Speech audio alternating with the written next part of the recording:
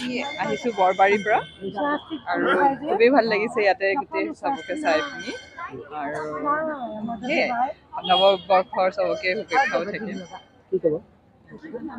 মই ভাঙাগড়ৰ পৰা আহিছোঁ। নতুন বছৰ প্ৰথম দিন, সেইকাৰণে ভগৱানৰ আশীৰ্বাদ ল'বলৈ আহিছোঁ। আমাৰ বৈষ্ণৱ সম্প্ৰদায়ৰ ভিতৰত কৃষ্ণৰ আশীৰ্বাদ ল'বলৈ আমি ইস্কন মন্দিৰৰ ফালৰ পৰা আজি ইয়াতে আহিছোঁ দৰ্শন পাবলৈ।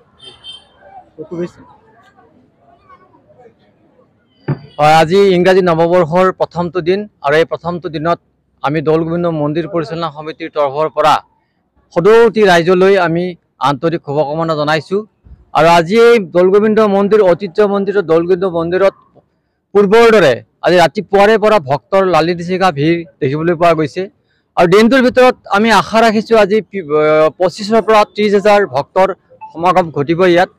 আৰু এই আটাইবোৰ ভক্তই যাতে সুপৰিকল্পিতভাৱে এই মহাপ্ৰভুক দৰ্শন কৰিব পাৰে তাৰ সুব্যৱস্থা, ইয়াৰ লগে লগে মহাপ্ৰভুৰ যি মাহ প্ৰসাদ ভোগ যি দৰ্শনাৰ্থীক যি দিয়াৰ ব্যৱস্থা, সেই ব্যৱস্থাও আমি হাতত ৰাখিছোঁ।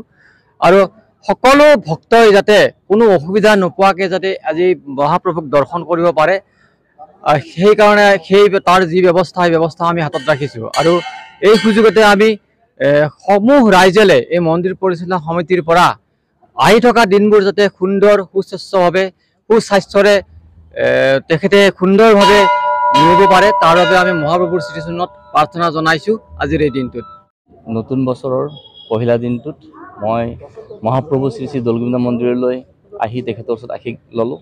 মই আপোনালোকৰ চেনেলৰ জৰিয়তে উত্তৰ গুৱাহাটীৰ ৰাইজৰ লগতে সমূহ অসমবাসী ৰাইজৰ মংগল কামনা কৰিছোঁ, ভগৱানৰ ওচৰত প্ৰাৰ্থনা জনাইছোঁ সকলোৰে সুখ শান্তি আনক আৰু অসমখনক আগুৱাই লৈ যোৱাত সহায় কৰক।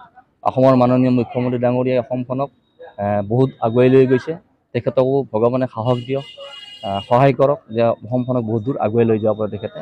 এয়ে মই আজি দিনটোত কামনা কৰিছোঁ।